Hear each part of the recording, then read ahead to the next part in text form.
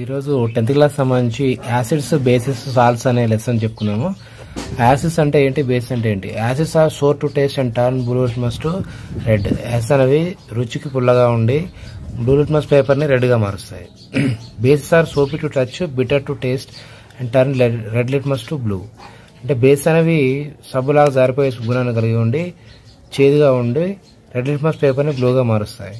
So ఇక్కడ activity 1 తీసుకున్నట్లయితే దీంట్లో కొన్ని శాంపిల్స్ మనం తీసుకుని వాటి యొక్క నేచర్, అది యాసిడ్స్ ఆఫ్ బేస్ టెస్ట్ చేయాలంటే HCl ఉంది, మనకి రెడ్ లిట్మస్తో ఎలాంటి చేంజ్ లేదు, నో చేంజ్. కాబట్టి బ్లూ లిట్మస్ రెడ్గా మార్చింది. అంటే ఏవైతే బ్లూ లిట్మస్ రెడ్గా మారుస్తాయో అవేంటి యాసిడ్స్, అంటే HCl ఒక యాసిడ్ అవుతుంది. అట్లాగే యాసిడ్స్ అనేవి ఫినాఫ్థలిన్లో కలర్లెస్గా ఉంటాయి. మిథైల్ ఆరెంజ్ రెడ్ కలర్ని ఇస్తుంది. సెకండ్ H2SO4 HNO3 కూడా సేమ్ ఇస్తున్నాయి. కాబట్టి ఈ ఫస్ట్ 3 కాంపౌండ్స్ ఏంటి, యాసిడ్స్ అవుతాయి. అంటే యాసిడ్స్ అనేవి రెడ్ లిట్మస్ పేపర్ని ఎలాంటి చేంజెస్ని చూపించవు, బ్లూ లిట్మస్ పేపర్ని రెడ్గా మారుస్తాయి. ఫినాఫ్థలిన్ కలర్లెస్గానే ఉంటుంది అండ్ మిథైల్ ఆరెంజ్లో రెడ్గా ఉంటుంది. ఇక NaOH, KOH, NH4OH ఇవన్నీ బేసెస్ కాబట్టి OH- అయాన్ ఉన్నాయన్నీ కూడా అర్హీనియస్ ప్రకారం బేసెస్ కాబట్టి ఇవి రెడ్ లిట్మస్ పేపర్ని బ్లూగా మారుస్తాయి, బ్లూ లిట్మస్ని ఎలాంటి చేంజ్ చేయవు. అండ్ ఫినాఫ్థలిన్ని పింక్ కలర్లోకి మారుస్తాయి, మిథైల్ ఆరెంజ్ని ఎల్లో కలర్లోకి మారుస్తాయి. అంటే ఈ టేబుల్ బట్టి మనకు అర్థమయ్యేది ఏంటంటే యాసిడ్స్ అనేవి బ్లూ లిట్మస్ని రెడ్గా మారుస్తాయి, బేసిస్ అనేవి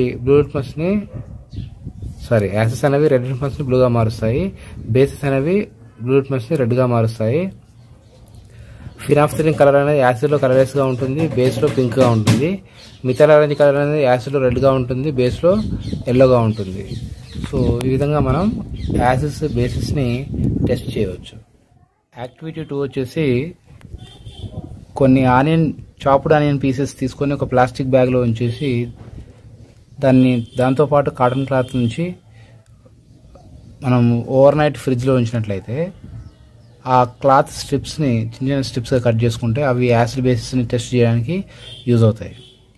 చాప్డ్ ఆనియన్స్ని క్లాత్తో పాటుగా ప్లాస్టిక్ బ్యాగ్లో ఉంచి ఓవర్ నైట్ ఫ్రిడ్జ్లో ఉంచినట్లయితే వాటిని చిన్న చిన్న స్ట్రిప్స్గా కట్ చేసుకుంటే అవి మనకి యాసిడ్ లేదా బేస్ని ఇండికేట్ చేయడానికి యూజ్ అవుతాయి.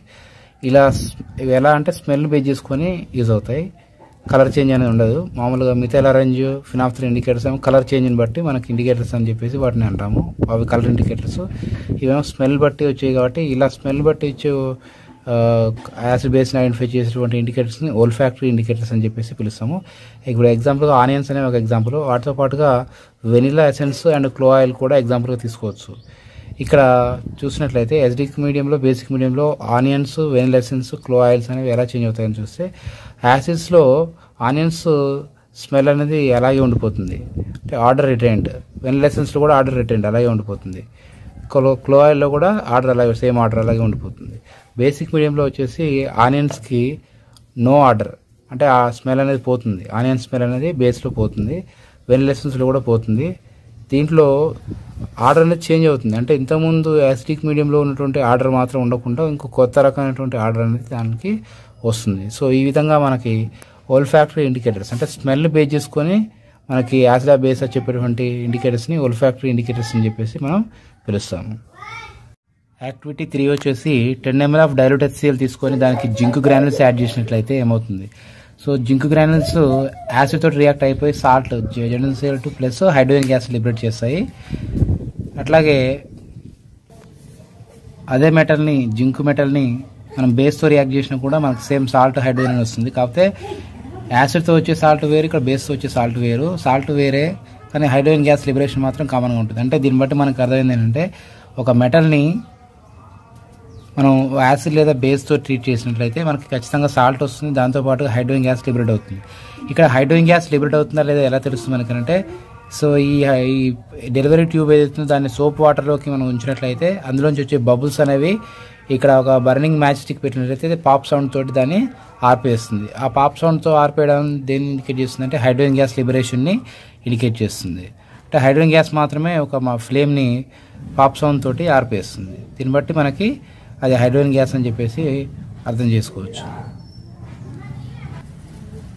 ఇది యాసిడ్ బేస్ సాల్ట్ సంబంధించినటువంటి పార్ట్ 1.